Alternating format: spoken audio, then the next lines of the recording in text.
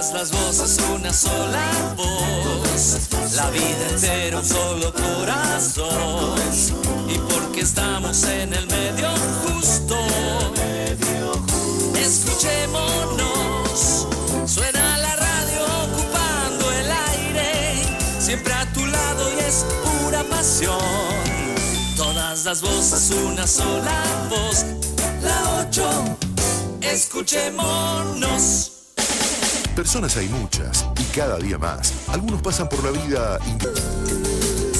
Pregunte usted, charle con ellos, diga qué quiere saber. Somos y qué dejamos de hacer para que nuestros vínculos con los demás sean como son. ¿Quién no se ha preguntado alguna vez qué cosa es la felicidad? Estas preguntas son parte del camino que emprenderemos hoy. La idea es arrojar una nueva mirada sobre nosotros mismos y sobre la relación que establecemos con los demás. Y nos acompañarán dos profesionales que han hecho de la reflexión, la convivencia y la búsqueda de respuestas el motor de su trabajo. Una de nuestras invitadas es la célebre psicóloga chilena Pilar Sordo, que compartirá el micrófono dentro de unos instantes. Pero antes, queremos introducirnos en esta temática con un amigo del programa, que es otro profesional de gran reconocimiento, Sergio Sinay. Sergio es periodista y escritor. Estudió sociología, egresó de la Escuela de Psicología de la Asociación Gestáltica de Buenos Aires. Ha sido director de distintas publicaciones y se ha especializado en vínculos humanos.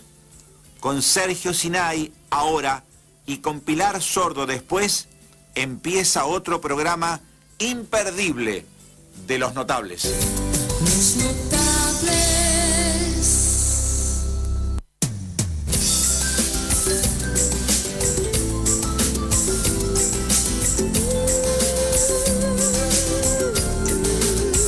Pregunte usted, charle con ellos, diga qué quiere saber de los notables. Pregunte usted, aquí lo esperan, sepa toda la verdad de los notables. Hola Sergio, ¿cómo estás? Buen día. ¿Qué tal? Buen día. Qué gusto que podamos charlar nuevamente en este espacio. Ay, sí, para nosotros también, sabes que te queremos un montón, que sos amigo, que siempre te estamos esperando, queremos tenerte acá en vivo, presente. Sí, es una asignatura pendiente. Todavía, pero ya lo vamos a sanear eso. ¿Sabes qué? Quiero empezar hablando, y te aprovecho. ¿Por qué estamos tan enojados unos con otros? ¿Por qué estamos tan enojados unos con otros? Siempre las generalizaciones son difíciles, ¿no? Habrá algunos motivos particulares en algunas personas, pero me parece que en general, si se puede generalizar algo, me parece que el otro se ha ido convirtiendo en una suerte de obstáculo, más que de posibilidad y oportunidad en la vida. En realidad, si los seres humanos hemos podido llegar a esta altura de nuestra historia, ha sido porque supimos ser solidarios para sobrevivir cuando éramos una especie precaria, una especie recién aparecida, digamos, ¿no? La solidaridad tuvo mucho que ver con la posibilidad de que los humanos sobreviviéramos. Hasta un punto de nuestra evolución y del desarrollo tecnológico, que no fue acompañado, desde mi punto de vista, por un desarrollo moral que lo fuera orientando, sino que de pronto las novedades tecnológicas pasaron a ser un fin en sí mismo y empezaron a prometer la posibilidad de ser inmortales, de no necesitar del otro, de vivir, de poder manejar el mundo con dos dedos, ¿no? Un mundo digitalizado.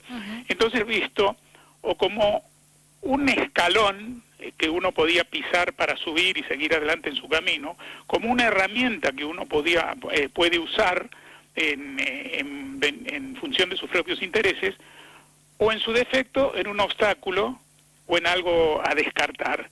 Cuando nos creemos autosuficientes, el otro sobra o molesta. Y entonces cualquier presencia del otro nos enoja, porque además la presencia del otro es la presencia de la diversidad. La presencia del otro me demuestra que hay otra mirada posible sobre el mundo, que hay otras necesidades que conviven con las mías y que por lo tanto nos van a obligar quizás a ambos, a mí y al otro, a resignar algo para convivir. Entonces esto molesta, yo creo, cada vez más de la presencia del otro y nos enoja en lo cotidiano. Pero viste que, y empiezo por esto a partir de lo que estamos viviendo en la Argentina en estos últimos días, de lo que vamos viendo, en estos últimos días, en el último tiempo. En los últimos años, sí, más que los días. Sin embargo, me parece que en estos últimos días sí ha quedado como expuesto, ¿viste? Como eso que explota, el volcán que explota y muestra toda su fuerza. Y recién nombraste como al pasar una palabra que me parece súper interesante para reflexionar sobre la misma, que es la moral. ¿Qué es la moral? ¿Existe una sola moral? Bueno, sobre esto no hay acuerdo y no sé si en algún momento lo habrá. Hay puntos de vista. Desde mi punto de vista, que no es propio, sino que en todo caso es un punto de vista que comparto con quienes han venido desarrollando ideas en este sentido, sí hay una moral. Lo que hay son diversas éticas. La moral nos dice qué es lo que debemos y la ética nos dice qué es lo que elegimos respecto de lo que debemos. O sea, la moral nos dice lo que es bueno y lo que es malo. Lo que es bueno y malo, estoy simplificando un poco, pero digamos, bueno y malo en función de qué. En función justamente de la posibilidad de convivir, en primer lugar de la posibilidad de sobrevivir cada uno de nosotros. Después de convivir, de sobrevivir para convivir, de construir tramas humanas dentro de las cuales cada uno pueda desarrollar lo mejor de sí mismo, pueda convertir en acto esa potencialidad única, entregarla a ese conjunto y también ser alimentado por ese conjunto para seguirse desarrollando. Esto sería un ideal de convivencia humana, de trama humana, donde la diversidad suma y permite que cada uno se realice. La moral, la moral, ¿qué nos dice en términos muy generales? Nos dice que si todos mentimos, esto no va a ser posible. Si todos resolvemos nuestros conflictos matando al otro, tampoco va a ser posible. Si todos robamos para tener aquello que queremos, no va a ser posible. Entonces, ¿qué nos dice la moral? Nos dice, por ejemplo, siempre simplificando un poco, que matar es malo, que robar es malo, que mentir es malo. Es decir, qué es bueno y qué es malo para que podamos realizarnos como seres humanos en una comunidad. Eso es lo que se debe y lo que no se debe. Esto dice la moral. Esto es bueno, esto es malo, esto se debe y no se debe. Después viene la ética. La ética es lo que cada uno hace con los mandamientos morales. Entonces, el ladrón te va a decir, si yo no robo, mis hijos no comen. Por lo tanto, para mí robar está bien. O el estafador. Después viene otro que dice, a mí qué me importa la vida del otro, a mí me importa lo que es bueno para mí, y para mí o para los míos. Por lo tanto, si lo tengo que matar, lo mato. Si lo tengo que robar, lo robo. Entonces se van construyendo éticas. Entonces, ¿qué hay que ver con una ética cuando una persona dice que tiene una... Porque todos tenemos una ética. No se puede no tener una ética. Las personas, las organizaciones, cuando hablan de ética parece que se estuvieran diciendo que son morales. Y yo creo que hay que ver si una ética coincide con la moral o no, porque ética tenemos todos. Y me parece que las éticas se han ido alejando de la moral. Cuando uno ve a veces las éticas de los políticos, las éticas en los negocios, de los que hacen negocios, las éticas de los que practican deporte, cuando uno va viendo cómo estamos de papeles en lo ético, estamos bastante alejados de lo moral. ¿Y te parece que ese es un camino, digamos, para volver a encontrarnos? Y tiene que ver con una cuestión de educación. Cuando digo educación no estoy hablando de solamente la institucional, digo, la de casa. La educación empieza por casa. Yo creo que los primeros educadores son los padres o los adultos significativos que están alrededor de una persona en formación, que es un niño, ¿no? de esa arcilla todavía tan maleable a la que uno le va dando forma, y le va dando forma con los valores o los disvalores de los cuales los rodeo le propone como ejemplo. Cuando un chico entra a la escuela, y esto creo que lo hemos hablado alguna vez en Los Notables, cuando un chico entra a la escuela entra educado en materia de valores, en materia de modelos de vínculos, en materia de orientación hacia una vida con sentido o hacia una vida simplemente de pasarla bien a costa de lo que sea.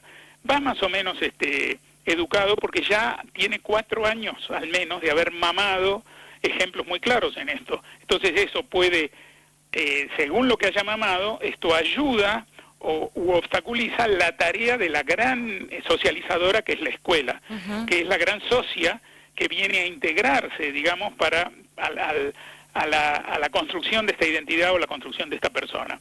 También está rota la sociedad entre la escuela y el hogar, absolutamente. Sí, claro. Porque si no, los padres no verían a la escuela como un estacionamiento de chicos, no la verían como una simple gran guardería, y estarían a lo mejor presionando también para que mejore la educación. No solamente para que haya clases, sino para que mejore para que su socia los ayude en la tarea de educar. Pero hay un desentendimiento de esto y la verdad es que la crisis educacional argentina es más que una crisis salarial, es más que una crisis de programas de estudio, es una crisis profunda que tiene con la moral y que no se arregla, digamos, con un acuerdo salarial, sino que va dejando año a año heridas profundas y que no se sabe si van a cicatrizar todas en la formación de las personas que van a constituir esta sociedad y este país. Y si vos tuvieras que...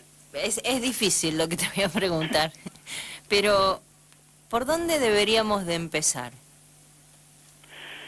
Mira, yo creo que siempre los grandes cambios, los grandes cambios sociales empiezan en lo pequeño. Todo se va, las grandes transformaciones van de lo pequeño hacia lo grande. O sea, por uno mismo. Y sí, van de adentro hacia afuera, ¿sí? Y es así, porque yo me tengo que preguntar cómo es la sociedad en la que a mí me gustaría vivir y empezar a vivir yo en las pequeñas sociedades que yo voy conformando, mi pareja, mi familia, mi vecindario, el barrio, el equipo, la hinchada con la que comparto una tribuna, el equipo en el que a lo mejor juego con mis amigos, mi trabajo, empezar a vivir ahí con los valores que a mí me gustaría que sean los valores que prevalecen en la sociedad, no para generar una sociedad. Nunca vamos a vivir en una especie de Truman Show, no sé si te acuerdas de esa película, donde claro, el único engañado era el protagonista que creía vivir en el paraíso terrenal y estaba siendo en realidad obligado inmoralidad con la que vivimos, ¿no? Si prevalece, si tenemos un 80% de comportamientos morales, de éticas que están relacionadas con la moral, probablemente todos vivamos mejor, desperdiguemos menos energías a lo largo de la vida, ¿no? Porque nuestra vida se nos va en luchas realmente estériles y podríamos decir estúpidas, y podríamos vivir vidas con más sentido, llegar al final de nuestras trayectorias haciendo balances positivos por haber vivido en un ámbito positivo. No, sí, perdón. estaremos enojados. Claro, seguiremos enojados entre nosotros. Quejosos, sí, viéndonos sí, como enemigos. Exacto. Sergio, sabés que te queremos un montón, que sos amigo de Los Notables, y espero que la próxima sea cara a cara. Va a ser este año, sin duda. Te mandamos un beso enorme y muchísimas gracias. No, otro beso muy grande, gracias. Hasta pronto. Ahí escuchabas este principio, este rato con Sergio Sinay, y ahora sí quédate, vamos a presentarnos como corresponde, cumplimos con la primera tanda, pero ya está con nosotros este fenómeno, y dicho bien, Pilar, lo de fenómeno, pues sos un fenómeno, no sé, después quiero que charlemos con eso. No es verdad. Sí, es verdad. Hay un fenómeno que se llama Pilar Sordo y que va a compartir esta mañana con nosotros, con Los Notables. Te digo hola nada más. Hola, ¿cómo están? Es que no sabía si podía hablar o no. Ahora ya sí. Ahora ya sí. Ahora ya sí. Hola. a todos. Gracias por la invitación. No, gracias por venir. No, Después gracias vamos a hablar de este gracias a- fenómeno que estás produciendo en las redes, en YouTube, en las charlas. Es impresionante lo que sucede. La gente es muy generosa, pero no sé si llamarlo fenómeno. Es un trabajo ya que ya lleva muchísimos años, casi desde el 2000, que estoy haciendo estos estudios, así que nada, se agradece solamente que la gente valore el trabajo, no lo de fenómeno y todas esas cosas que ustedes colocan así como para que sea titular de algo. Me parece todo exagerado, pero bueno, lo conversamos en el programa. Claro, lo conversamos en el programa.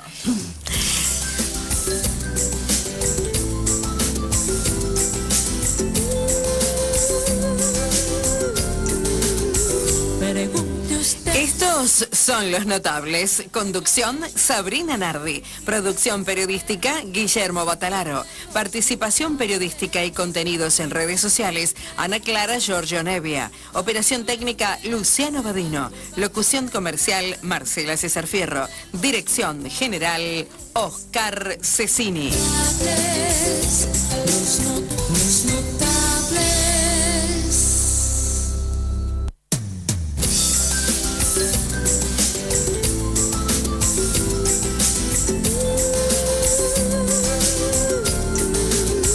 Pregunte usted. Bueno, ahora sí, ahora formalmente empezamos la charla con Pilar. Y la verdad es que es difícil. ¿Por dónde empezamos? Por donde quieras.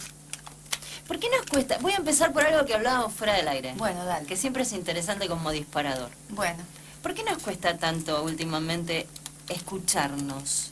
Escuchar al otro.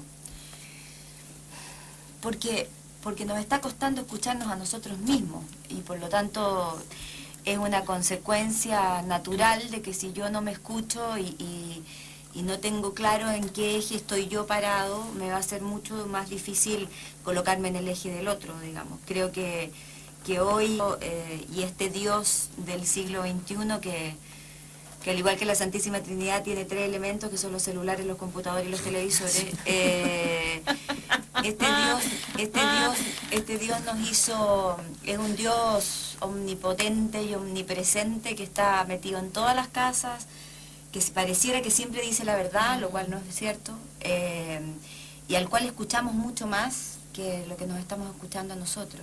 Y creo que eso desvirtúa, no estoy diciendo con esto que esos 3 elementos sean negativos en sí mismos, pero evidentemente no lo hemos sabido administrar. Y hablo fundamentalmente del mundo adulto, porque que los chicos no lo sepan administrar es una consecuencia de que nosotros lo estamos haciendo mal, digamos. Pero creo que los adultos no lo sabemos administrar, creo que nosotros los adultos nos hemos vuelto adictos, estamos al servicio de la tecnología y no la tecnología al servicio de nosotros, que es lo que debería a mi juicio pasar.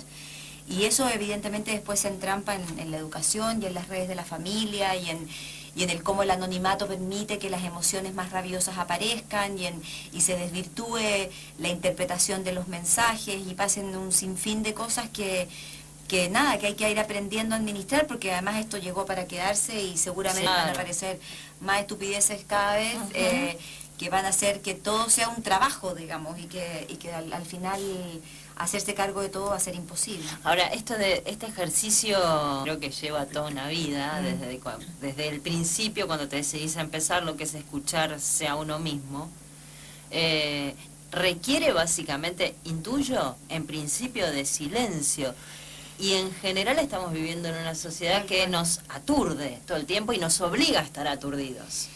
Y nos gusta también, porque nos atemoriza el silencio, porque como estamos desconectados de nosotros, lo que pasa es que cuando se nos invita a conectar, a través, como tú bien dices, del silencio, nos da miedo, porque no sabemos qué vamos a descubrir. Si el tema no es el viaje hacia el mundo interno, el tema es lo que descubro y lo que me tengo que hacer cargo cuando lo descubro. Entonces prefiero hacerme la imbécil, no ver nada, seguir funcionando en automático, quejándome de todo, siempre usando como una posición victimizada frente a la realidad, donde la culpa siempre la tienen otros, o la vida, o el sistema, o lo que sea, porque la invitación de mirar hacia adentro es complicada, o sea, requiere requiere de una honestidad brutal para empezar a hacerse cargo de tomar decisiones que pueden ser políticamente incorrectas y que de alguna manera van a apuntar hacia un estado de bienestar mucho más profundo de uno.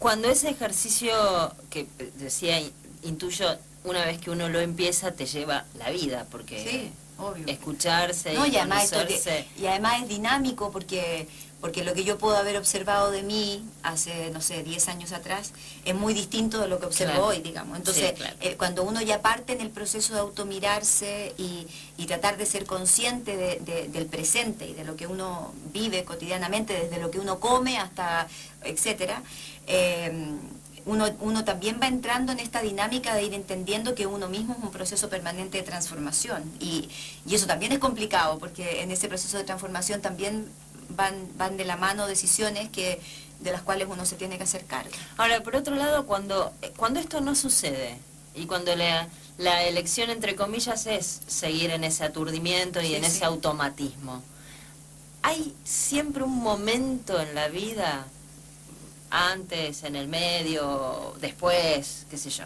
pero un momento donde es el propio cuerpo el que te dice, bueno, basta, hasta acá? Sí, si no se hace como a nivel emocional, que es lo que debiera ocurrir, si no se aprende además de las experiencias del dolor, porque el dolor siempre es fértil cuando llega. El tema es si uno está dispuesto a poder vivir el desafío del aprendizaje que trae, digamos. ¿Viste? Pero el dolor está mal visto, es políticamente incorrecto. Sí, por A la supuesto, gente y que hay está que- triste se le van los amigos. No, ¿viste? claro, Eso. y eso hay que sedar. En Facebook vos no ponés, estoy triste. No, claro, porque estamos acostumbrados a mostrar 10 que son mentiras, digamos. Entonces, cuando una persona no aprende el dolor y opta por el sufrimiento, porque el sufrimiento es opcional, es una elección, el dolor es inevitable,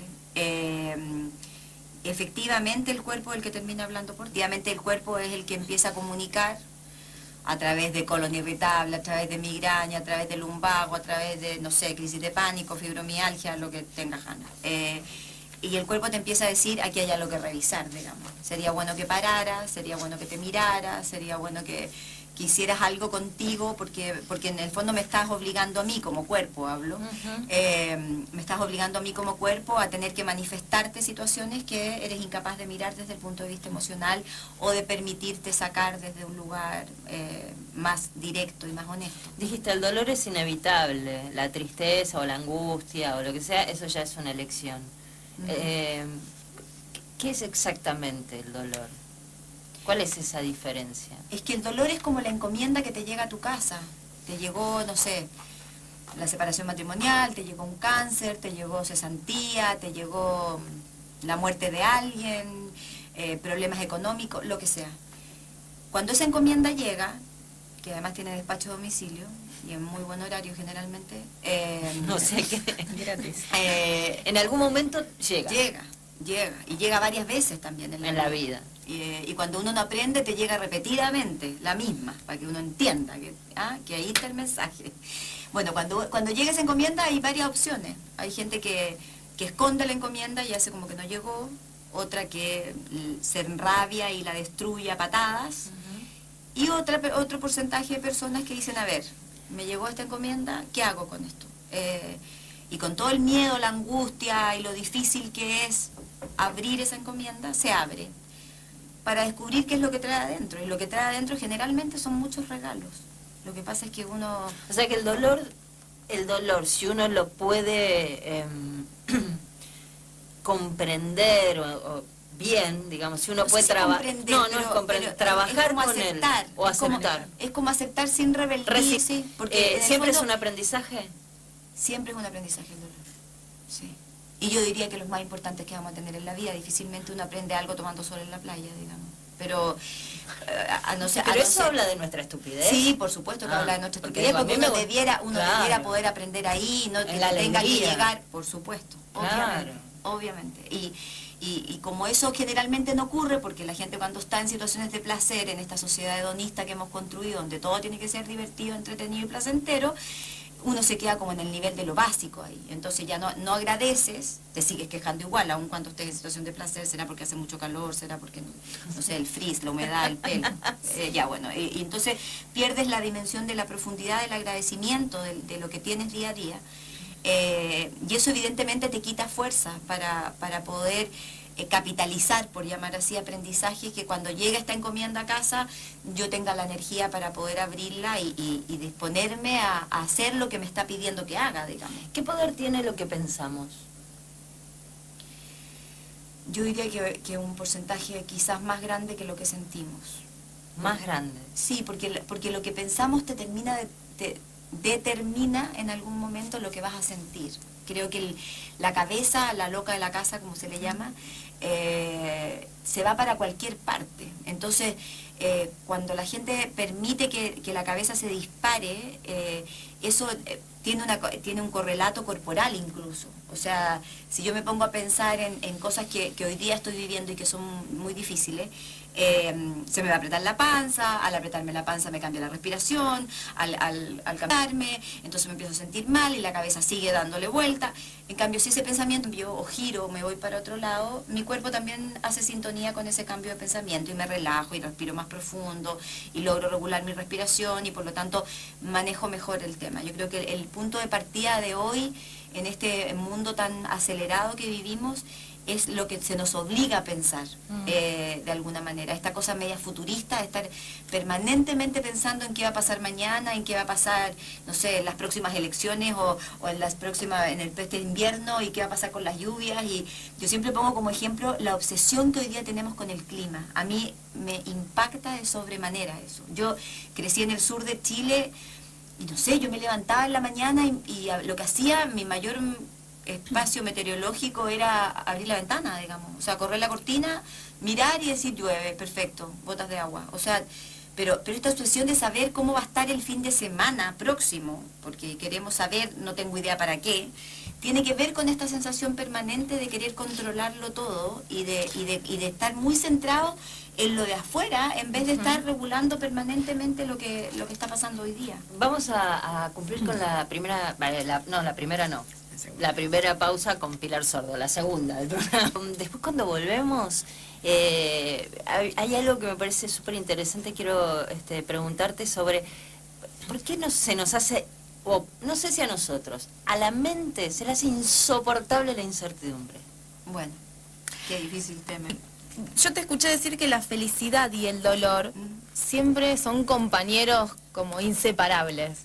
¿Por qué? Sí, porque, porque en el estudio de la felicidad, al aparecer que felicidad era una decisión, esa decisión adquiere mucho más fuerza y más sentido cuando tengo dolor, digamos. Porque cuando estoy pasándolo bien, esa decisión ni siquiera me doy cuenta que la tomo. No hay una conciencia real. El ejercicio de la voluntad, de hacerme cargo de esa decisión, ocurre con mucha más fuerza cuando estoy viviendo experiencias difíciles. Y es ahí donde se configura como la satisfacción interna de sentir que uno le está ganando a esa experiencia. Y por eso es que en general la gente que toma la decisión de ser feliz se ve contenta, porque felicidad y alegría no son sinónimos.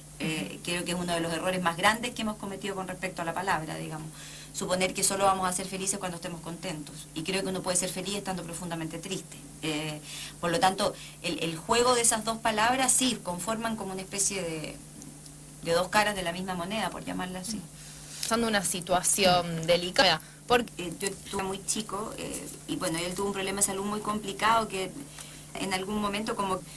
esto, y él me contestó una cosa que para mí fue frase de por vida. Me dijo, ¿y por qué no? ¿Y por qué no? O sea, objetivamente, me dijo, si me das una razón de por qué no te tendría que pasar a ti, objetivamente... Nadie estamos exentos. No, es que yo creo que en esta cosa...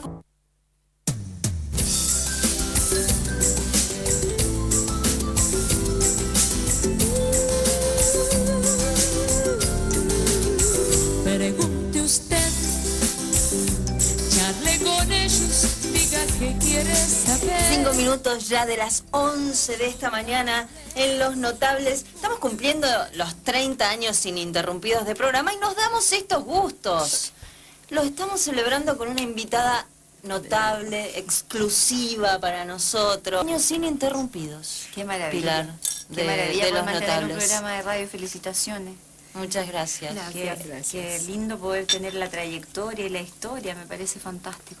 Sí. Y hoy por hoy casi un lugar de trinchera, ¿no? Este espacio para charlar tranquilos. Por supuesto. Con el invitado. Invitada que hoy, porque digo, hoy, esta noche, a lo mejor seguro no te van a alcanzar este rato de programa y seguramente no vamos a poder abarcar todos los temas que quisiéramos con Pilar Sordo. Hoy a las 21 te acercás al Teatro Fundación Mitre, entre Córdoba y Santa Fe, y tenés la posibilidad vos de estar allí, escucharla. Imagino que es interactivo, que la gente te pregunta, digo, después, más allá. mientras yo estoy dándola, se produce una interacción que es bien mágica, porque yo igual doy espacios para que la gente reaccione a las cosas que yo voy contando, pero las preguntas y los comentarios vienen como después. Mientras tanto yo estoy contando el estudio, son 2 horas sin parar. Igual te sentís identificada. Yo empecé a leer Oídos Sordos de Pilar y dije, soy yo. Y en realidad Pilar estaba hablando de un momento de mi vida, de su vida. Sí, de hecho es la única investigación en la que yo soy participante. Sí, que estás como en primera persona. Absolutamente. Y de hecho se llama así porque yo me río de mi apellido, del cual me han hecho bullying la vida entera, y porque yo hice oídos sordos de mi cuerpo durante, no sé, 1 año y medio, un poco más. Y no escuché las señales que el cuerpo me estaba mandando, que hoy, con la perspectiva del tiempo, digamos, o por qué me pasó, para qué me pasó. Pero cuando me doy cuenta que no me había dado cuenta de nada, que tenía un síntoma tras otro, que iba disciplinadamente al doctor, pero como en esta medicina fragmentada que tenemos hoy día, los médicos solo atienden síntomas y si tenía un derrame en el ojo, por ejemplo, obvio, iba al oftalmólogo y me veía solo el ojo y no me preguntaba nada más, y después partía con arritmias cardíacas, iba al cardiólogo y me veía solo el corazón. En esa fragmentación también a mí se me hizo mucho más difícil poder analizar o revisar en mí que todo eso formaba parte de un solo continuo, y que tenía que ver con cosas emocionales, con estrés, con cansancio, con millones de cosas que no quería ver en el fondo. Casualmente por eso partí con derrame en los ojos, digamos, que es bastante simbólico de observar. Y a partir de ahí yo empiezo a preguntar en los talleres que yo tenía si yo era la única loca a la cual no escuchaba el cuerpo, digamos, y me empiezo a dar cuenta que estaba todo el mundo igual, que el 90% de la gente que estaba conmigo ahí estaba medicada de algo, que nunca se había preguntado para qué o por qué tenía el dolor que tenía. Y cuando me doy cuenta, que afortunadamente para mi autoestima, de que yo no era la única, decido que ahí hay un tema para poder estudiar y investigar, y bueno, y ahí aparece este bebé, que es el 7º hijo literario mío, porque los libros son un parto. Sí, yo después de escribirlos me enfermo, lo paso pésimo, ¿Sí? pésimo. ¿Pero por qué sentís que quedás como vacía de algo? Porque es un parto, porque es una descarga de muchos años de trabajar en un tema y de darle vuelta en la cabeza y de procesar y de tratar de cómo lo bajo para que la gente lo entienda, y de que, o sea, estar, no sé, desde la ducha en la mañana estoy dándole vuelta, no dejo de pensar en ningún momento. Entonces cuando ya me largo a escribir, que tiene más de disciplina que de inspiración, es claro, es como una especie de vacío que va produciendo además mucho agotamiento. Yo creo que eso también influye, ¿no? Pero este agotamiento termina como en una descarga, sí, claro, muy potente, o sea, claro, de llorar después de terminar, es un parto. O sea, claramente yo siento que parí un hijo más. 500-830 mensajes de WhatsApp. Voy a empezar a leer los mensajes de la gente. No olvido lo que nos queda pendiente, que es el tema de la incertidumbre, Sí, porque sí.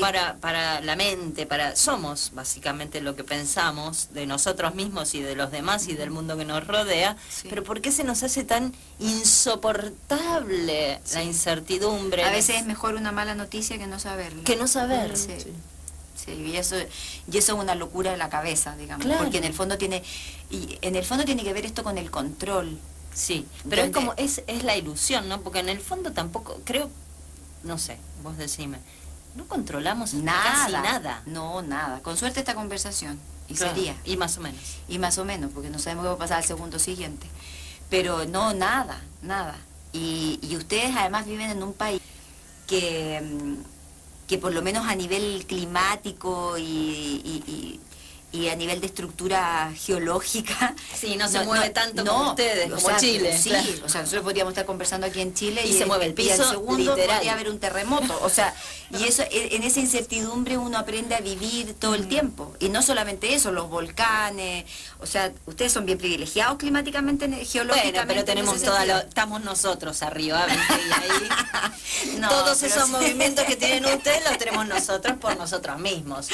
Pero hace que sean un pueblo maravilloso. ¿Por qué se quejan tanto de cómo son? Si son un pueblo increíble, disfrutadores, gozadores, afectuosos, familiares, tienen una cosa con los abuelos que no lo tienen, es difícil de encontrar en otros países de América Latina. Creo que lo único que les puede hacer la competencia son los uruguayos en ese sentido familiar, y también son bien parecidos, mucho más calmos que ustedes, por cierto, pero te quedaste callada, no dijiste ni una me quedé palabra. callada. Bueno, no importa. Pero, No, pero yo me que- siento orgullosa, por Ya, me supuesto, parece. de ser Pero entonces yo argentina. encuentro, pero pero- a veces también me duele mucho. Pero es que la intensidad El pasa país. por eso, pues Bueno, estábamos hablando del tema claro. del dolor. O sea, la intensidad tiene costos, como Sí. también lo tiene la pasividad, digamos, porque la pasividad también Igual es una es- bomba de tiempo. Es mejor la intensidad, ¿no? En la A vida. mi juicio sí. Claro. A mi juicio es mejor sacar. Ser intensos, Me parece en más... todo. Sí, total. Si no, la vida así como planita es muy aburrida, me parece a mí. Claro. Bueno, lo habla una intensa, pero tampoco soy muy objetiva. Yo amo la intensidad, amo estar permanentemente generando cosas internas en mí y eso ha tenido costos en mi vida también. Sí, Pero, bueno. pero prefiero 1000 veces eso. O sea, por lo menos me voy a morir diciendo que he vivido intensamente, como lo dicen los poemas. 8:48 termina... Ah, mira, es Erika. Buenos días, dice. Mi pregunta tiene que ver con el miedo. Oh, gran tema. Atravieso mi primer embarazo, muy deseado, y no me atrevo a disfrutarlo, porque siento miedo de perderlo constantemente. Gracias y felicitaciones por el programa. Qué buena pregunta, qué buen tema. En el caso de Erika lo está viviendo con su embarazo. Sí, pero se puede trasladar a cualquier situación de la vida. Sí, Algo que deseas muchísimo, de repente sucede y el miedo te impide disfrutar. Bueno, eso yo un poco lo toco en la conferencia, que es la culpa que nos dejaron cuando nos colonizaron. La culpa por estar bien, por tener momentos de placer. Y esa culpa está asociada al miedo, que tiene que ver con el control.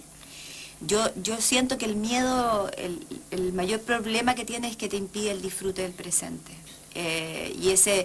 Y esa sensación maravillosa de estar embarazada tiene que permitírsela disfrutar. Si lo va a perder, lo va a perder. Pero que el caminar, el no poder ilusionarnos con cosas y boicotearnos la ilusión, que es lo que Erika de alguna manera está haciendo con su proceso, ese boicot le impide disfrutar y le impide generar buena energía incluso para cuidarse dentro del embarazo, digamos. Entonces, yo siento que el miedo es un motor que además se estimula desde lo mediático, se estimula desde lo económico, se estimula desde el consumo, o sea, el miedo, vivimos en una sociedad que se estructura y funciona casi en base al temor.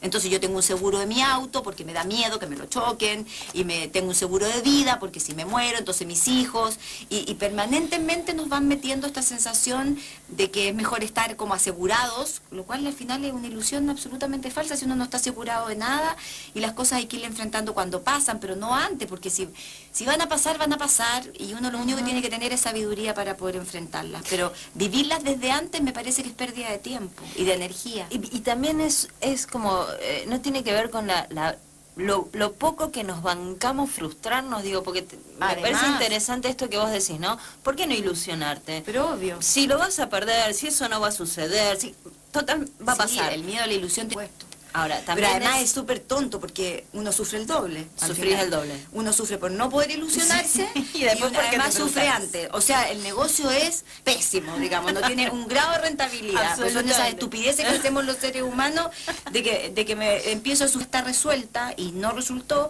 Bueno, ok, lloro, vivo el duelo, paso la etapa y me enfrento otra vez a la posibilidad Ahora, de volver a ilusionarme de nuevo. Un hiperracional obsesivo podría decirte, bueno, pero tampoco la negación.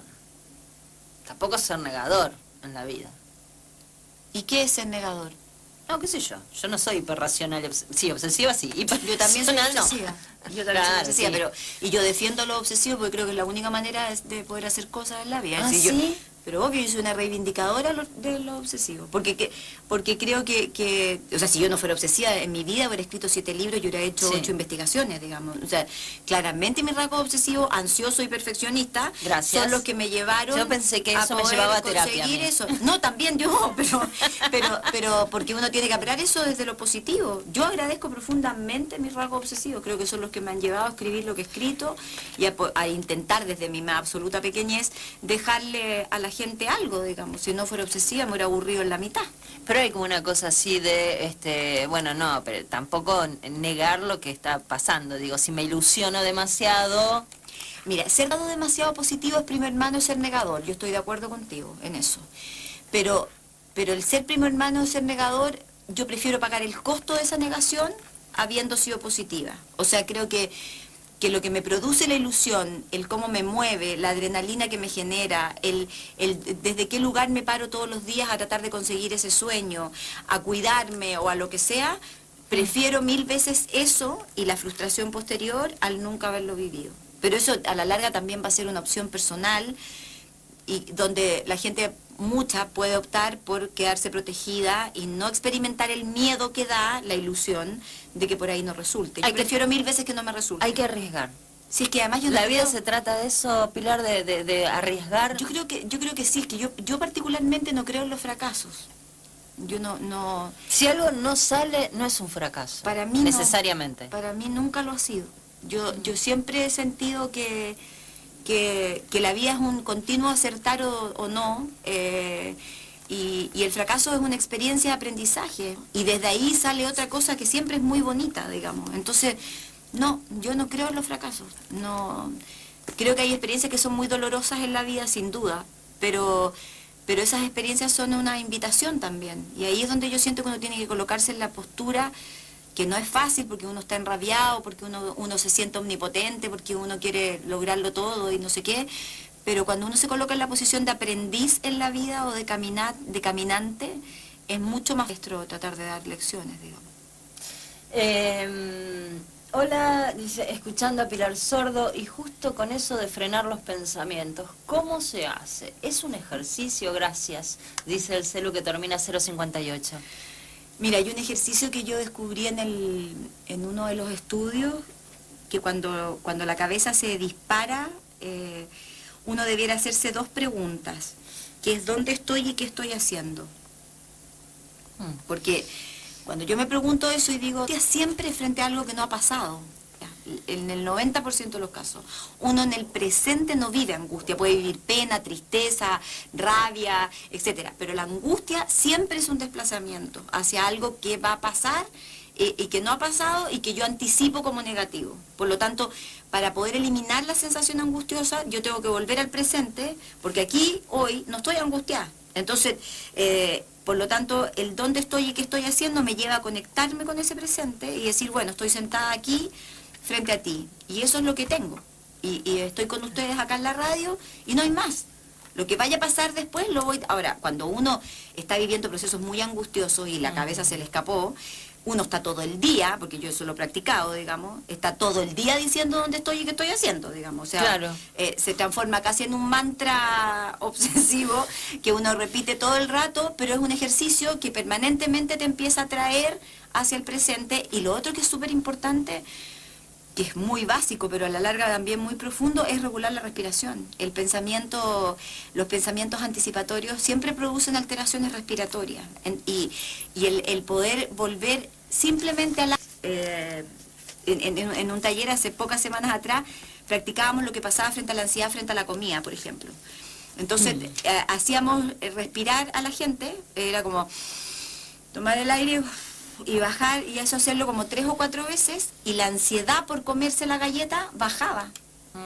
Porque la respiración te permite ponerte en un centro y en un lugar que hace que la conducta disminuya, y eso también ayuda a que los pensamientos se te disparen para cualquier lado. Heredamos cosas, no es para ahora, es para... Digo, cuando nosotros intentamos definirnos a nosotros mismos, Viste que hay mucha gente que confunde lo que hace con lo que es. Ese es otro tema. Pero al margen, ponele que uno intenta definirse a sí mismo. Viene otro y te pregunta, ¿vos quién sos? ¿Quién es Pilar? ¿Cómo sos Pilar? Y uno intenta, en eso que empezamos a decir, ¿está Pilar o está Pilar, la mamá de Pilar, el papá de Pilar, los abuelos de Pilar? Digo, o somos nosotros y todo ese bagaje que traemos. En un rato. Ah, bueno. ¿Qué diferencias tienen las mujeres y los hombres de este siglo? En cuanto a pensamiento, forma de actuar ante alguna situación, por ejemplo, específica del dolor, como veníamos diciendo. ¿Reaccionamos de la misma forma? Frente al dolor, sí. Igual. Frente a los duelos reaccionamos distinto.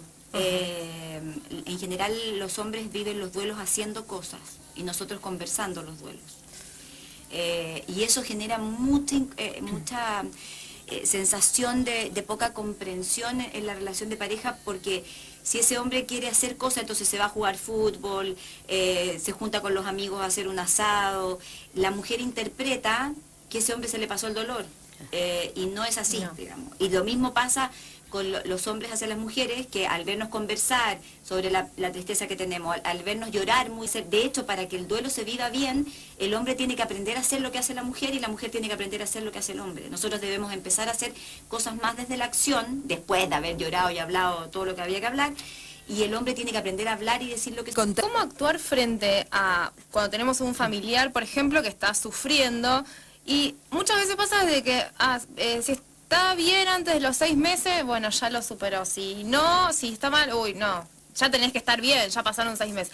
¿Cómo podemos manejar eso como para ayudar, si es que en realidad nosotros desde afuera podemos ayudar a alguien? Bueno, de hecho, los 6 meses que tú mencionas son claves en Argentina, porque el estudio de la felicidad prueba que ustedes se permiten 6 meses expresar los duelos. A los 6 meses y un día se empiezan a retar, para no joder a la gente que fue a la ceremonia, digamos. Me asombra que tú vas a me pasó la semana pasada, porque un hijo de una amiga mía tuvo un accidente y estaba en la unidad de cuidado intensivo. La cantidad de gente que a mi amiga le decía, ay, pero no llores porque él va a estar bien, tú tienes que estar tranquila. Y yo decía, a mí se me inflamaba la vena, y yo decía, pero déjenla llorar. O sea, esta sensación permanente de que no llores, o si no, lo que es peor, que a mí me pasó, yo he vivido muchos duelos en mi vida.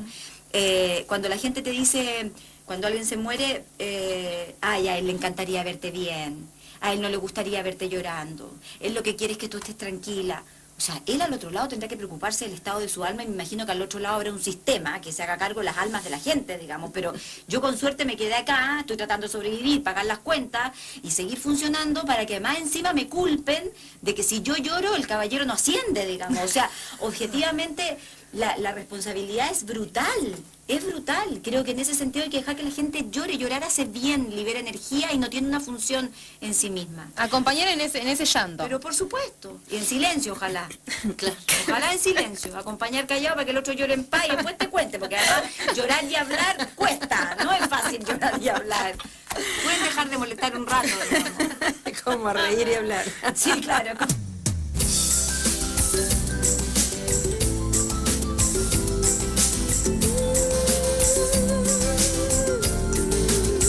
Pregunte usted, charle con él. 11:38 de esta mañana, que estamos en Los Notables, nuestra invitada hipernotable. No. Súper notable. No, Se nada. encanta compartir Una esta mañana. más, nomás, nada de Un notable. aprendiz. Me encantó eso, de ser Un aprendiz. aprendiz. Yo creo que es una postura frente a la vida, Claro. tener la posibilidad de sentirse aprendiz. De Y hecho, que todos los días es una oportunidad para aprender algo. Con mis hijos hemos conversado mucho, hablamos Pilar mucho. Sordo, digo, por las dudas, porque si recién Sí, alguien la se enganchó, conectó. claro. Con mis hijos hablamos mucho como del tema de lo que queremos como el último día de la vida y qué sé yo.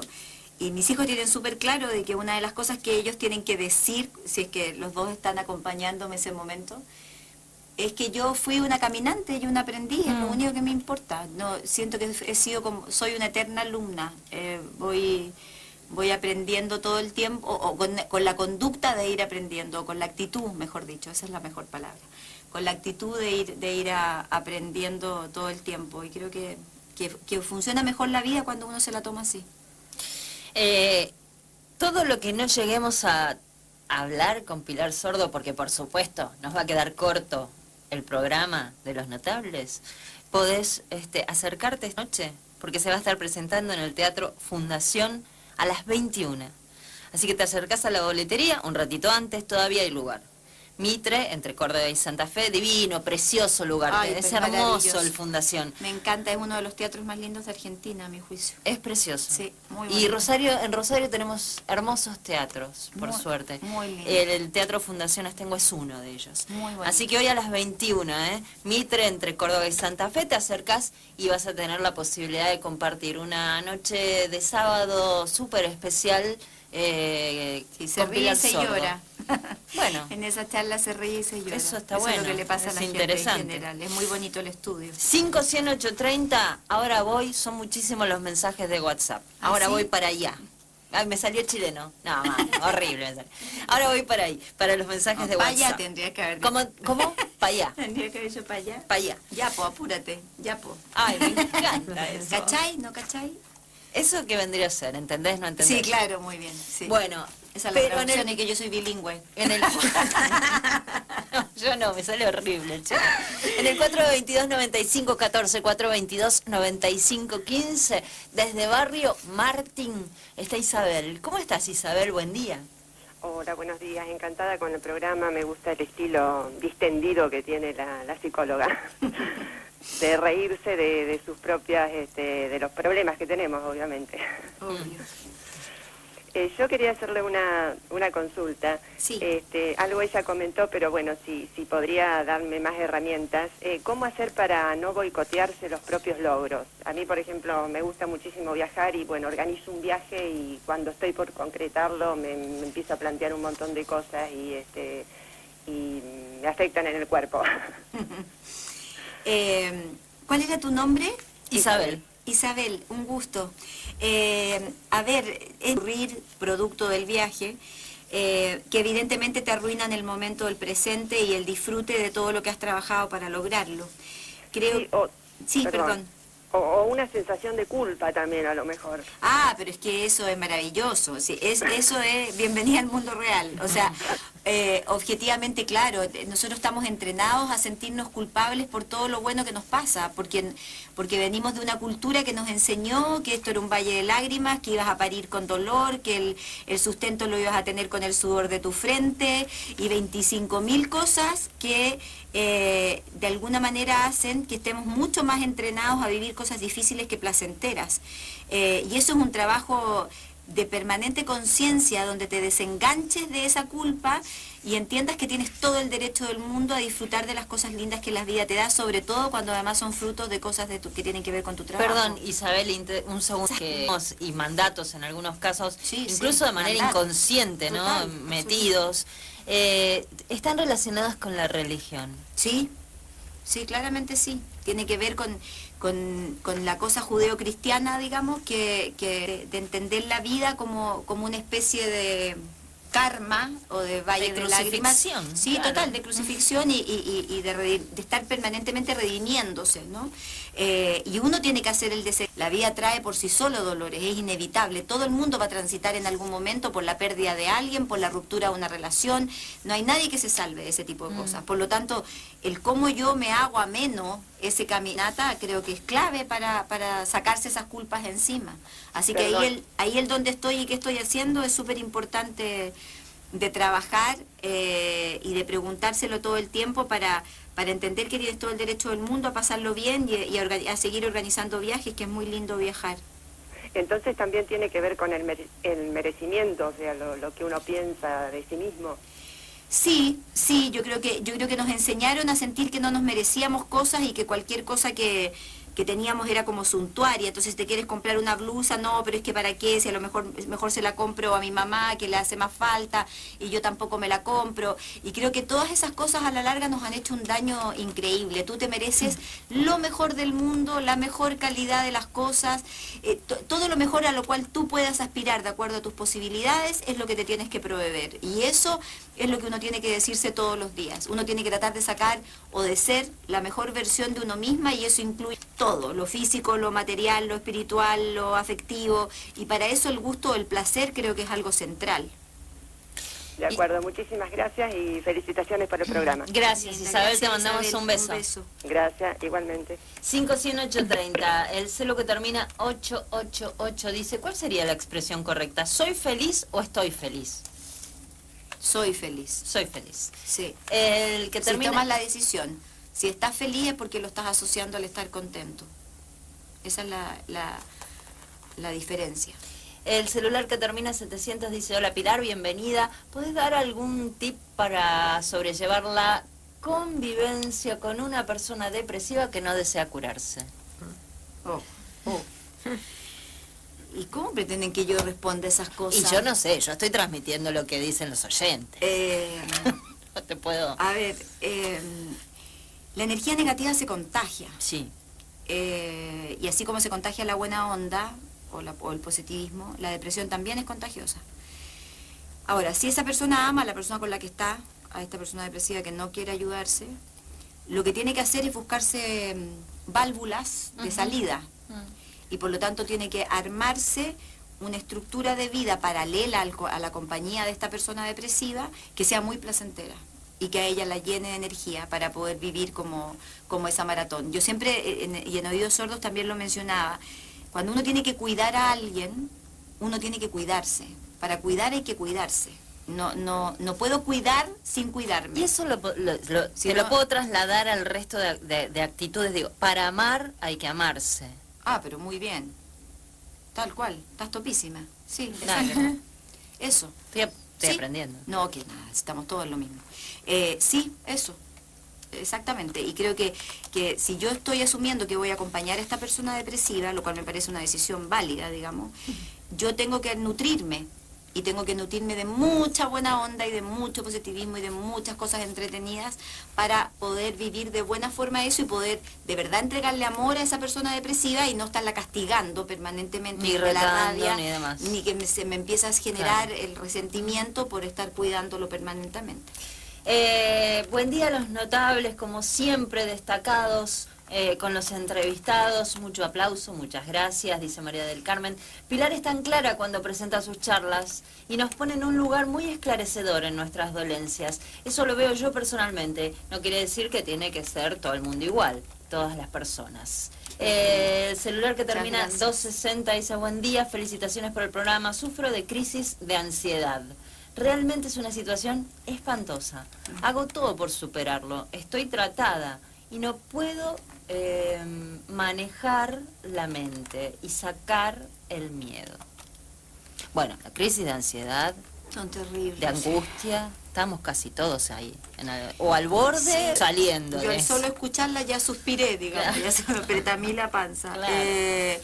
Sí, es que es muy difícil porque además es un mundo que estimula la ansiedad. Entonces, ahí lo más importante es poder ir como a remansos de paz, que esa persona descubra dónde tiene esos remansos de paz, con quién los tiene, en qué espacio los logra, y tratar de hacer eso un poquito más permanente, eso en su vida, porque va a ser una pelea constante que ella va a tener con su propia historia probablemente, así como otras personas tendrán que pelear toda la vida con el orgullo, otras con el egoísmo, otras con la timidez, otros con el tema de la comida, otros con 25 cosas. Cada uno tiene una pelea interna y hacernos los tontos como que eso no es cierto es otra vez falsear la vida y entender que no es real. Sabes que, ahora sigo, son muchísimos los mensajes, muchísimas gracias a todos.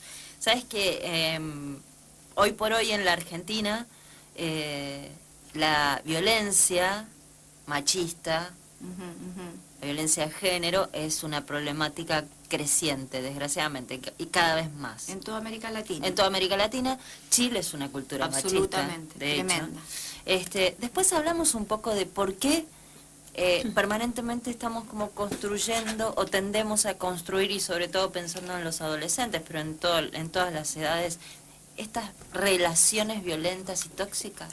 Bueno, ¿Cuánto de machismo tenemos las mujeres? En eso que se llama el machismo femenino. mucho sobre todo a lo mejor somos más críticas del machismo más explícito, pero hay un machismo encubierto que es tremendo y que tiene, a la larga se traduce también con la poca solidaridad entre nosotras. O sea, a mí me impresiona cuando yo descubro que mi pareja me es infiel, la rabia se va con la mujer, digamos. O sea, eso para mí es una Quien cosa te engañó es tu marido, pero ¿no? obvio, el que tiene el compromiso de fidelidad conmigo es él, digamos. Ella se puede pasear en bolas delante del tipo y está en su derecho si lo tiene ganas de hacer. El que rompió el código es él, y sin embargo a ellos los vemos como una especie de boludo, pobrecito, no se dio cuenta, ya lo embrujó. O sea, siempre la culpa es de la bestia, y creo que eso habla muy mal de la red femenina. A mí, por ejemplo, me llama mucho la atención que cuando me entrevistan periodistas fuera de Chile, muchas veces me preguntan y me dicen, bueno, ¿y tú cómo lo has hecho para equilibrar todo tu trabajo? Porque yo estoy viajando la mitad del mes fuera de Chile y la otra mitad en Chile, con el tema de la educación de tus hijos. Entonces yo digo, ¿tú esa pregunta se la harías a un conferencista hombre? ¿O a un CEO de una empresa internacional, digamos? Y la respuesta de los periodistas siempre es no. Entonces, ¿por qué me tienen que a mí cargar la responsabilidad de que yo me tengo que sentir culpable, de que estoy o no estoy? O sea, esas cosas que son sutiles, que pareciera que no debieran molestar, a la larga son códigos de machismo. Y creo que a mí lo que más es que aumente la solidaridad femenina en términos de verdad, de colocar las responsabilidades donde hay que colocarlas en un sinfín de situaciones. ¿Por qué se ve tan mal cuando justamente es perdonada una infidelidad? Que se critica, dice, ay, ¿cómo lo vas a perdonar si te fue infiel? Porque nosotros no tenemos una cultura del amor, encuentro yo. Nosotros estamos, la cultura que se refuerza es como la del orgullo, porque el orgullo tiene que ver con una buena autoestima. Entonces, si yo me coloco como en la posición orgullosa y digo no perdono nada, pareciera que me quiero más que la gente que no. Yo entiendo que esto a lo mejor tuvo que ver con los dos, vamos a tratar de partir de nuevo. Es que es un cliché eso de decir, ay, querete un poco, ¿cómo lo vas a perdonar si te fue infiel? Por eso, porque yo creo que la cultura del orgullo es superior a la del amor, y porque se enredan los conceptos de autoestima con ese orgullo o con esa validación. Yo creo que eso es súper individual. Creo que cada persona, todo el mundo parte diciendo en la vida, yo jamás perdonaría una infidelidad, no sé qué. Y al final la vida te va enseñando otras cosas también. Creo que estas posiciones tan rígidas frente a las situaciones hace que muchas veces la vida te golpee justo ahí y que te muestre que algo que dijiste después no lo sostuviste porque la vida te mostró que a lo mejor había que aprender desde otro lugar. Entonces creo que ojalá privilegiáramos una cultura más amorosa, donde hay veces que también es amoroso decirle al otro, ¿sabes qué? No me puedo bancar esa infidelidad, ¿no? Porque voy a vivir cobrándotela toda la vida, porque te voy a hacer daño, porque me voy a hacer daño y porque prefiero que caminemos por caminos distintos. Eso también puede ser un acto de autoestima muy sólido también, pero creo que cada persona sabe ahí hasta dónde es capaz y lo que puede dar y lo que no, digamos. Creo que eso cada persona lo debiera conocer. Aquí en Los Notables y en exclusiva Pilar Sordo, nuestra invitada notable, que esta noche se va a estar presentando ahí en el Teatro Fundación a las 9 de la noche, 21 horas. Este hermoso teatro que está ahí en calle Mitre, Córdoba, entre Córdoba y Santa Fe. Todavía hay lugar, así que lo único que tenés que hacer es prepararte, irte un ratito antes, pasás por la boletería y disfrutás de ese espacio de reflexión, de charla, de intercambio, de escucha, con Pilar Sordo, ni más ni menos, que además son mínimo 2 horas de charla de ella y después el tiempo que sea que la gente tenga ganas de preguntar. Así que programón para esta noche en el Teatro Fundación de la ciudad de Rosario, 21 horas. Me voy al WhatsApp, 500-830. Buen día, dice, ¿por qué los hombres casados con hijos, con trabajo, jugamos, o sea, que se hace cargo, o videojuegos? Ve, qué sé yo. No sé, porque... Ay, porque puede ser como de verdad que la pantalla nos inundó más. Y claro. Lo complicado no es jugar, si puede ser entretenido. Yo también juego a juegos en el teléfono y lo hacemos todos, pero el cómo yo administro eso para no privar la comunicación de mis hijos o la comunicación de pareja es lo grave de la historia. El cuánto estoy con la cabeza agacha en vez de estar mirando el cielo y las estrellas, creo que es un tema que hay que saber evaluar. Dice Vale, Pilar, siento una profunda admiración por vos, me encanta tu sentido del humor. También yo tengo un apellido gracioso del que me río. Mi tema es que cuando tenía 12 años, una profecía escuchada junto a mi madre y reforzada por ella como verdadera, me anunció que me moriría inmediatamente después que ella, en un accidente. Es que la familia, viste que esas cosas a veces pasan. Ay, pero sí qué horror. hacen. Ella falleció hace 4 años. Y estoy como en el borde de una cornisa constante, que se agrava cuando tengo que viajar, sobre todo en auto, no tanto en avión. Pero conduzco y viajo igual. El tema son los momentos previos. La terapia me ayudó a desestimar la predicción. Intelectualmente entiendo que fue un fraude, pero a nivel emocional, no. Gracias miles. Qué difícil cuando te meten, y sobre Ay, todo qué de horror. chicos, ¿no? Sí, es que lo encuentro espantoso, pero lo que pasa es que además es espantoso porque lo que yo le tendría que decir es que sí, que se va a morir, digamos. O sea, nos vamos a morir todos. Sí, claro. O sea, desde que nacemos. La predicción no dijo nada inteligente, digamos. Entonces, objetivamente, es que desde qué lugar yo, qué peso le coloco a eso para que me entiendo, y de hecho yo lo digo en la conferencia también, que en la vida hay que tener conciencia de muerte, porque la gente que tiene conciencia de muerte disfruta mucho más de la vida. Que no es digamos. pulsión de muerte, No, es no, otra no, cosa. es otra cosa, tal cual, exactamente. Pero la conciencia de saberme ser limitado, que estoy contigo acá, puede ser el último de mi vida, y por lo tanto te tengo que entregar lo mejor que soy. La mejor versión de mí te la tengo que mostrar, o se las tengo que mostrar a ustedes en el programa, porque a lo mejor saliendo de aquí me muero. Y eso, esa realidad no es fatídica, es la que me hace disfrutar del presente. Entonces, en vez de poder combatir la predicción, es simplemente asumirla como posible y como real, porque efectivamente nos vamos a morir todos, pero el cómo ella disfrute del presente, de una u otra manera le va a determinar desengancharse de ese cómo que de alguna manera se lo predijeron. Bueno, pero viste que en general en Occidente la visión que tenemos, que nos enseñan, porque la visión que tenemos es la con H y sin H, Sí, en sí. vida, tiene que ver, vemos a la muerte como una suerte de fantasma, de algo horrible, Bueno, yo tremendo y terrible que nos puede suceder a nosotros Sí. o a los que queremos. Yo le dedico un pedazo, no sé cuánto será, pero debe ser una media hora de la conferencia, solo a hablar del tema de la muerte y de todo lo que el estudio probó que a nosotros nos pasa con respecto al tema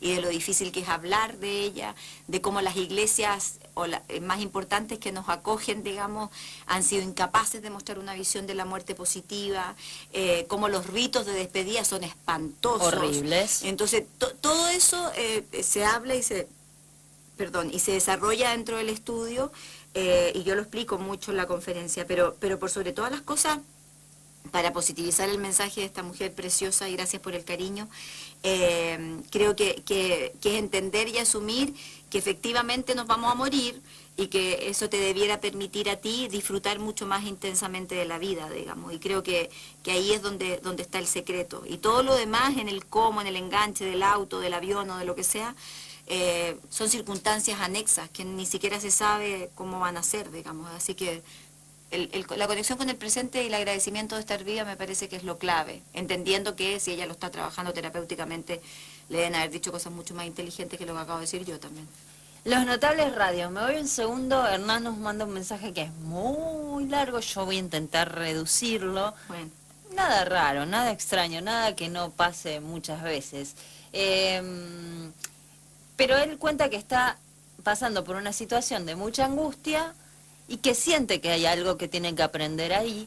Y la situación de mucha angustia tiene que ver básicamente con que hace 2 años él se separa, la ex arranca con otra relación, con otra persona, él sigue solo porque sigue enamorado de ella, digamos. Y que cuenta que el hecho de que ella lo haya dejado lo hizo conocer verdaderamente lo que era sufrir o el dolor, que él se propone aprender algo de ese dolor, pero que ella aparece reiteradamente en estos 2 años de separación y que cada vez que ella aparece, Le vuelve ella a tirar, le desestructura todo de nuevo a él. Exacto. Ella aparece, le da como perspectiva de que puede volver a ocurrir Ay, qué algo horror. y ella desaparece de nuevo. Qué lindo panorama.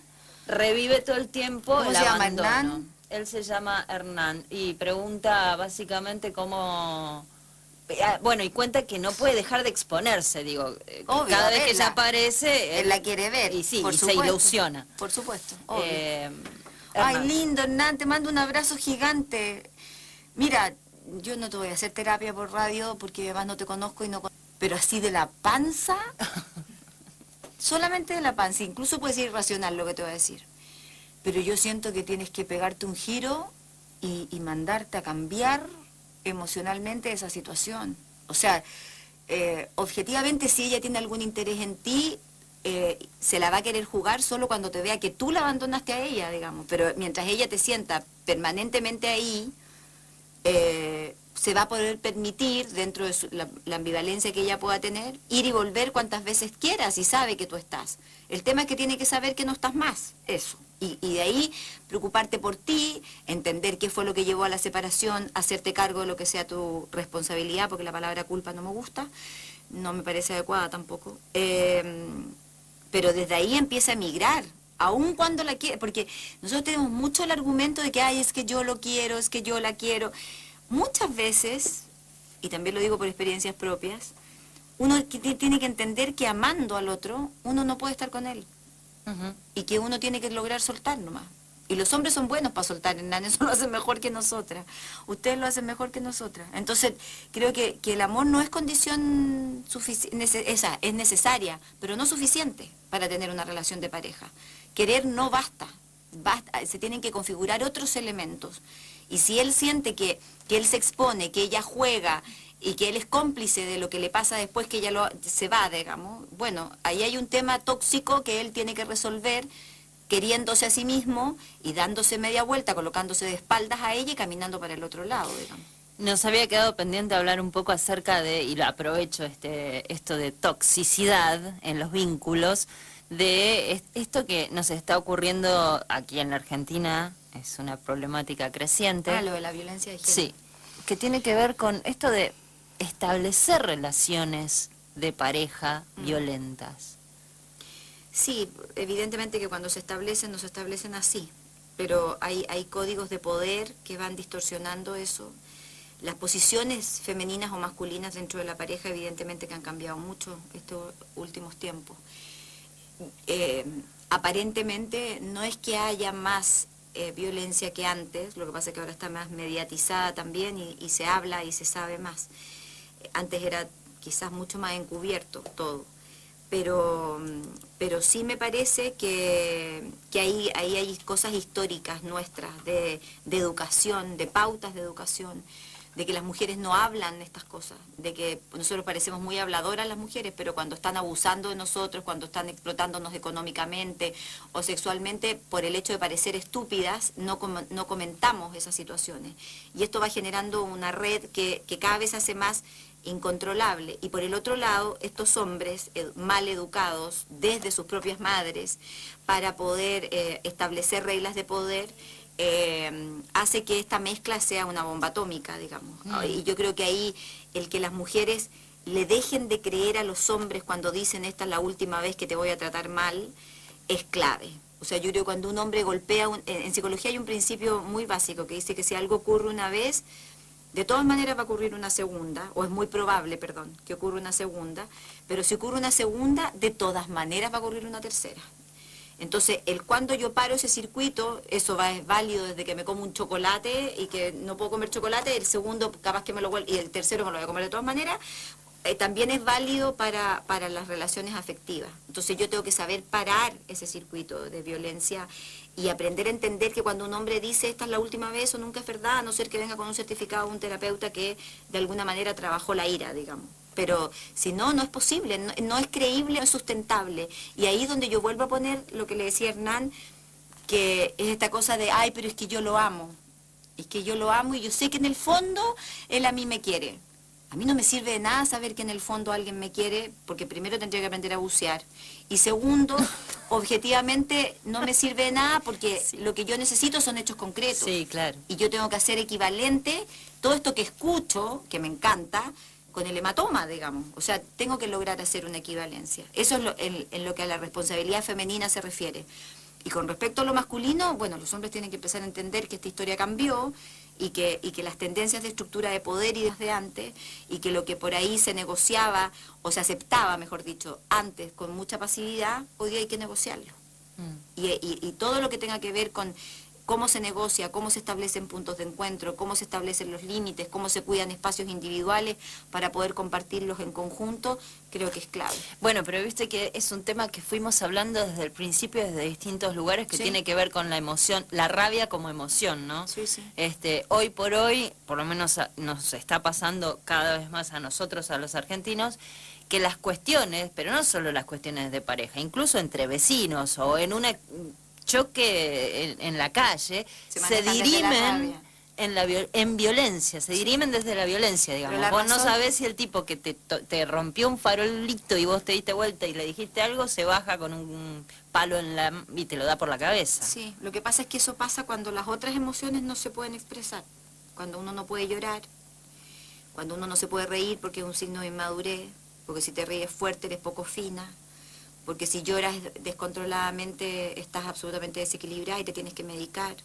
Cuando esas dos emociones no se pueden y no las permitimos sacar, porque son, entre comillas, mal vistas, entonces la que nos queda es la rabia. Y la rabia lo que hace muchas veces, no siempre, pero muchas veces envuelve una profunda tristeza. La rabia es el envoltorio de la pena. Y es más fácil sacar la rabia porque es más adrenalínica. La rabia es una emoción movilizadora, no así la tristeza, que es más, te deja más estancadita y más sentadita en tu lugar. La rabia te mueve, la rabia te para, la rabia te levanta, la rabia funciona como motor social, incluso. O sea que hay emociones que son adictivas. Sí, claro, y la rabia es una. Es una. Sí, claro. La rabia es una porque te saca, aparentemente te saca de tu depresión, por llamarlo así. En el fondo no te está sacando de nada, porque No. te está disfrazando la depresión.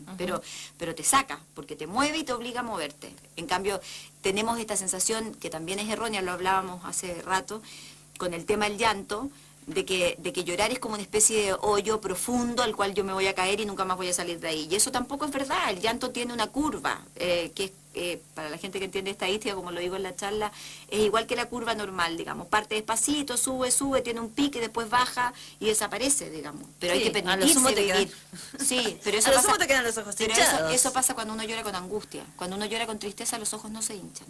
¿En serio? Sí, ese es uno de los tips que descubrimos en el estudio. Y eso ¿Por tiene que qué? ver porque la angustia produce la liberación de oxitocina, que es una sustancia que produce inflamación en la piel.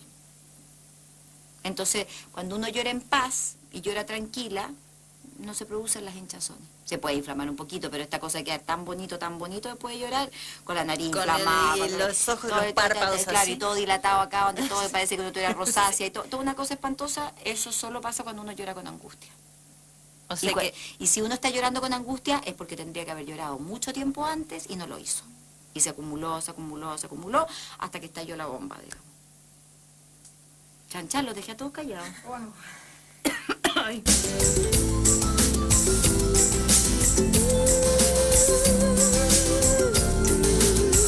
Pregunte usted, charle con ellos, diga qué quiere saber de los notables. Pregunte usted, aquí lo esperan, sepa toda la verdad. Bueno, 35 minutos pasaron de este mediodía en Los Notables. Estamos felices de celebrar estos 30 años que estamos cumpliendo en el mes de marzo con invitados notables y en este caso hoy con, podemos decir, nuestra querida y nuestra amiga Pilar Sordo. Por supuesto. Gracias. Eso sí, el fenómeno y todas esas otras cosas no. No. Pero la amiga, la querida, sí, eso. Que hoy a las 21 se está presentando en el Teatro Fundación. Esto te lo recuerdo porque claramente quedan un montón de mensajes que a lo mejor no vamos a poder responder porque no vamos a Ayer fue tan porque lindo en la fundación, estaba repleto. repleto. Ay, fue tan emocionante. Además, Y después me contaron pero- cada historia en la salida. Y contá esto, porque yo le pregunté a Pilar, ¿y qué había? ¿Más hombres que mujeres? Pues uno tiene como el prejuicio de que somos más nosotras, las mujeres. Sí, ayer las que- ayer fue un público mayoritariamente femenino, pero en general no ocurre eso. Hay En muchos general hombres. es 50 y 50. Claro. Y yo siempre además lo recalco, les digo que si los hombres no van, me dejan la mitad de la investigación afuera, digamos, del teatro. Entonces, necesito que estén, porque es el aporte, es la otra parte del tema. Viste que en general cada uno de nosotros hasta que aprende a manejarlo, y eso muchas veces nos lleva a la vida, pero somos egocéntricos, ¿no? Entonces nuestro dolor es el más grande, nuestro amor es el más grande, nuestra tristeza, bueno, y es lo único que existe, y solo a mí me pasa, y etcétera. Somos poco originales en general, esto porque por digo, tantos años, de tantos talleres, de tanto contacto con las emociones y con las historias de las personas. Escuchando a miles. Somos pocos Sí, originales en nuestras historias. Digo, en general sufrimos por lo mismo. Sí. Nos pasan las mismas cosas. Sí, como que las caminatas de la vida por distintos lados nos llevan como a los mismos lugares de aprendizaje, de una u otra forma. Podrá variar a lo mejor el contenido, el tema, pero sí, yo diría que en general somos poco originales. ¿Y cuáles son esas cosas que en general nos pasan? Hablamos del miedo a la muerte. Sí, hay muchos mensajes de WhatsApp con respecto a eso. Incluso, y voy a tomar solo como ejemplo, pero hay muchos mensajes que están relacionados con el miedo a la muerte. Bueno, como parte existencial. Hay alguien que te agradece porque dice que por fin escuchó a una mujer dando una definición perfecta de lo que es el machismo. Hay alguien que dice, córtenlas con la propaganda, la queremos escuchar a Pilar. Sin las propagandas no podemos dejar, te lo contamos, no hubieras podido escuchar ni una palabra de Pilar. Yo no sé cómo no se muere de hambre esta pobre, además hablando de toda la comida con la que Pero gracias a Dios, a cada uno de nuestros sponsors de hecho, hemos que nos siguen apoyando. en comerciales hemos comentado la cantidad de publicidad maravillosa. De privilegio. Bueno, pero Carmen, voy a leerte el mensaje de Carmen y después vamos a esto que me parece súper interesante, que es que en general casi todos vivimos cosas parecidas. Carmen dice que ella está en la tercera edad y no se quiere morir, y que el solo hecho de pensar algo en la muerte antes no le importaba. Obvio. Lo aceptaba.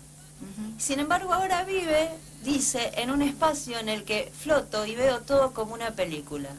Cuando no esté, ya no veo nada lindo, hago esfuerzos para seguir cumpliendo con la rutina, pero eso me desgasta mucho. Pobrecita. Y dice muchas gracias. Cosita, que gana abrazarla primero. Es que es un súper buen aprendizaje entender, así como... A ver, es que yo creo que han pasado varias cosas. Primero, aumentó la expectativa de vida. Entonces ya no nos vamos a morir a los 60, nos vamos a morir a los 90. Y para vivir esos 30 años hay que tener dinero, hay que saber cuidar los vínculos afectivos, hay que cuidar la salud y la alimentación y dosificar la energía para poder llegar de la mejor forma. Cuando yo hice el estudio del no quiero envejecer, que era la frase que yo más escuchaba, digamos, por eso se llama así, descubrimos que de verdad la frase es una locura, digamos, porque lo que nos pasa es el tema de la muerte, por un lado, y porque la gente que dice que no quiere envejecer es casi como que dijera que se quiere morir, porque no hay otra opción. O yo envejezco o me morí, no hay más alternativa. Entonces lo ideal sería empezar a decir que queremos envejecer, linda y sanamente, y empezar a disfrutar de lo que tenemos hoy, porque si ella empieza con esta cosa de la angustia, y volvemos al tema de la angustia y de la anticipación de la angustia, anticipando al momento en el que se va, está perdiendo la posibilidad de calidad de vida de hoy. Eso le pasa a mucha gente adulta hoy día. Ahora, le pasa a mis papás, a mi papá particularmente, que ha estado pasándolo muy mal a nivel de salud este último tiempo, que le dicen que tiene examen en 12 meses más o en 2 meses más para chequear, no sé, el tumor, y él vive todo el tiempo pensando en los 2 meses, digamos. O sea, lo que va a vivir en estos 2 meses le importa un carajo y ya está en la fecha del examen. Entonces, yo digo, papá, pero o sea, te estás perdiendo 2 meses, digamos. No sabes qué va a pasar todavía. Me pueden atropellar a la salida de esta casa y tengo la misma probabilidad de morirme que tú. No hay más ni menos. Pero el cómo yo desplazo hace que el presente pierda valor. Y cuando el presente pierda valor, ya la cabeza nos comió la cabeza y de ahí en adelante todo pasa a ser un martirio y una cosa media nostálgica, incluso yo diría media victimizada. De permanentemente estar diciendo, ay, es que me duele, entonces esta cosa de acá, porque amanecí con un dolor de espalda, hija, entonces a lo mejor es que el tumor se me reactivó, porque en realidad, o sea, si uno esa al final es una decisión de vida que uno tiene que tomar, o aprovecha la vida que uno tiene, y esto se lo digo a alguien que tiene 18 años, que tampoco está cuidando su vida, como a alguien que tiene 70, digamos. Creo que es algo que nos pasa hoy en esta inmediatez de querer vivir todo intenso y rápidamente. No, pero y también tiene que ver con esta cosa moderna de que, a ver, a los 40, chau, fuiste. Sí, claro. ¿No? Y que Y los la 40 belleza está ajustada a la edad. Sos bella si tenés 20. Sí, y lo que yo siempre decía en la investigación del No Quiero Envejecer, que a mí me da mucha rabia, cuando a mí particularmente, o a la gente que participaba en el estudio, me decían, ay, yo tengo 51 ahora, y me decían, ay, pero es que te ves de mucho menos. Yo le decía, ¿pero qué te tengo que dar las gracias yo por eso? O sea, si tú me dices que yo parezco de 45, me estás quitando 6 años de caminata de mi vida. Claro. Y eso me parece una falta de respeto, digamos, porque me ha costado horrores llegar a los 51. O sea, entonces, objetivamente yo no quiero que me bajen edad, porque eso implica que me están bajando cosas que yo he aprendido en esos 6 años que hasta que la gente rescate. Me quiero ver de 51. ¿Lo mejor posible de 51? Sí, lo mejor posible de 51. Pero de 51. Entonces, creo que toda esa hipervaloración de la juventud, que además es tan absurda, si uno recuerda su época de joven, es cuando más cagadas nos mandamos. O sea, entonces, ¿para qué volver? A mí me dijeran, ¿quieres volver otra vez a tener 30? Pero ni loca. O sea, con todo lo que viví, te digan 30, pero con todo con lo toda la que ya cabeza tenés. de hoy. Claro, lógico, pero es que para tener la cabeza de hoy y la sabiduría de hoy, Tenés que haber pasado por lo que pasaste. supuesto, entonces es absurdo la petición. Claro. O sea, aquí no queda otra que disfrutar del presente, que ser agradecido, que de alguna manera tratar de regular todo lo que se cae, para que se caiga lo menos posible, y desde ahí empezar a disfrutar de ese presente y punto, digamos. Creo que de verdad todo lo otro de esta sociedad que hipervalora la juventud, además de verdad uno no se muere, esa es otra cosa también. Yo soy una creyente absoluta que uno no se muere, o sea, creo que uno cambia de dimensión nomás. Creo que este cuerpo que empieza a decirnos que ya está agotado de todo lo que ha vivido con nosotros y que se cansa y dice, ¿sabes qué? Yo llego hasta aquí porque de verdad tu vida me tiene agotada, es lo único que muta. Pero lo demás, la esencia, el recuerdo, lo que dejaste, lo que sembraste, lo que hiciste, lo que gozaste, lo que disfrutaste, primero se quedan los que quedan y segundo te lo llevarás tú a algún otro lado. Pero yo estoy segura que en este mismo salón de radio hay mucha gente. Hay mucha gente en otras dimensiones. Y yo creo, porque además he tenido experiencias de vida, yo tengo una fundación que además ayuda a gente que tiene cáncer, por lo tanto, no solo con los duelos míos, sino que me ha tocado acompañar a morir a muchas personas. Cada vez estoy más convencida de que de verdad hay otra dimensión, de que de verdad esa gente se comunica con uno y que uno no tiene la posibilidad de abrirse permanentemente a esa comunicación, pero ellos están ahí todo el tiempo. Hablábamos de la juventud que tiene que ver con eso, de esa vida transcurrida y las experiencias que tenemos. Y yo pensaba, digo, ¿por qué sobrevaloramos tanto la juventud, pero desde el lado de la belleza y no desde la experiencia? Porque es más linda, o sea, desde lo que se define lindo. Lamentablemente tenemos una definición de lo lindo que está absolutamente distorsionada y que tiene que ver con cánones que se definieron desde lo mediático incluso. Ahora, ustedes los argentinos tienen un temazo con el tema de la flacura, que no se da en ningún otro país del mundo hispano y que para mí ha sido, en los distintos estudios ha sido como asombroso ver la obsesión que tienen por el tema de la cola, o sea, vean no sé, cualquier página web de farándula, por ejemplo, y el 90% son fotos de chicas que dicen que calentaron las redes y que no sé qué. Y eso es preocupante, sobre todo como modelo educativo. No tengo nada contra el tema estético, digamos, pero es complicado cómo se empieza a educar a chicas y a chicos, porque también engancharon los hombres con respecto al tema, en este permanente búsqueda de este ideal de juventud que no viene acompañado de nada de sabiduría ni experiencia, es un cascarón vacío, digamos. Y creo que por eso es que la gente de la edad mía, porque tú eres mucho más joven que yo, pero de 50 años hacia arriba, las mujeres lejos es la mejor edad de la vida. O sea, porque uno ya tiene menos vergüenza, porque te importan menos ciertas cosas, hay menos pudores, hay un cierto desenfado que uno adquiere con los años, que te da una capacidad de disfrute y de agradecimiento que por ahí a los 30, donde está todo enfatizado en el rendimiento, se te limita un poco. pero creo que también es misión de la gente más grande. El placer. El placer, obvio, por supuesto. Los notables contestan para usted. Los notables contestan para usted. Pregunte usted, charle con ellos, diga qué quiere saber. Bueno, estamos ya sobre el final de este hermosísimo programa que hemos compartido con vos, como cada sábado, en este clásico que está cumpliendo en este mes de marzo 30 años ininterrumpidos en la radio, que es Los Notables, y una invitada absolutamente notable, que es Pilar Sordo. Esta noche, acordate, 21 horas en el Teatro Fundación, hermoso teatro, hermoso espacio para un hermoso momento compartido con ella.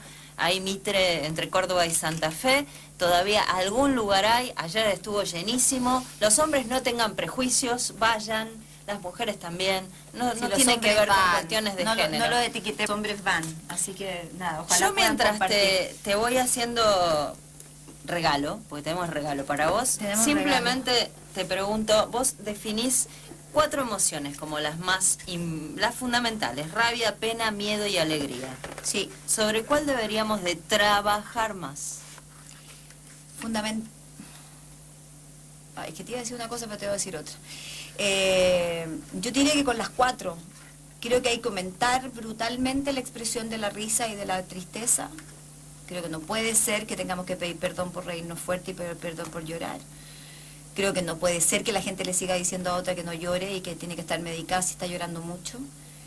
Pero también creo que hay que procesar el tema del miedo, porque de hecho las preguntas lo mostraron, que es una emoción que nos preocupa mucho tener. Y la rabia hay que saberla manejar y hay que saberla expresar de buena forma. Por lo tanto es un trabajo, yo creo que tenemos deudas con las 4. Con las 4. Sí, sí.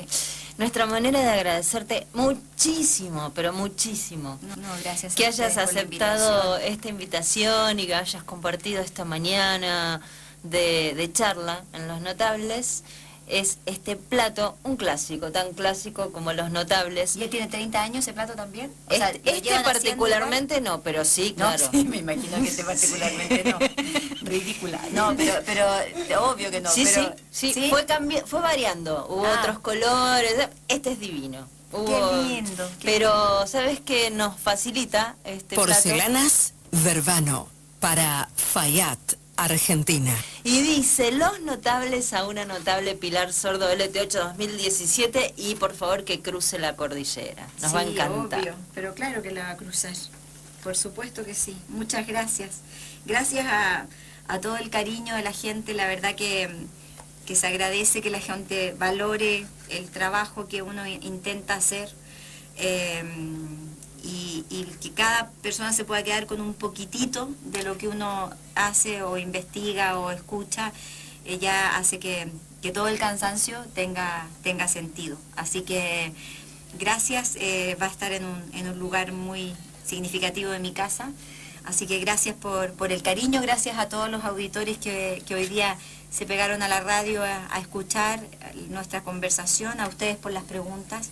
Y sobre todo al cariño, la verdad que se agradece muchísimo. Un placer. Linda, gracias. Nos estamos tomando la mano para que la gente algo que no se hace mucho, hay que hacerlo más. Energía. Los abrazos tienen que durar 10 segundos para que sean sanadores. Ay, bueno, vamos a abrazarnos ahora entonces. Por más de 10 segundos se tienen que uno abrazar para que... Hasta la próxima. Gracias a ustedes. Hasta la próxima, si Dios quiere. Gracias. Y a vos, hasta el próximo sábado a las 10 en nuestra casa, a la 8. Chao. Aquí lo esperan, sepa toda la... Estos son Los Notables. Conducción, Sabrina Nardi. Producción periodística, Guillermo Batalaro. Participación periodística y contenidos en redes sociales, Ana Clara Giorgio Nevia. Operación técnica, Luciano Badino, Nicolás Franceschetti. Locución comercial, Marcela César Fierro. Dirección general, Oscar Cecchini.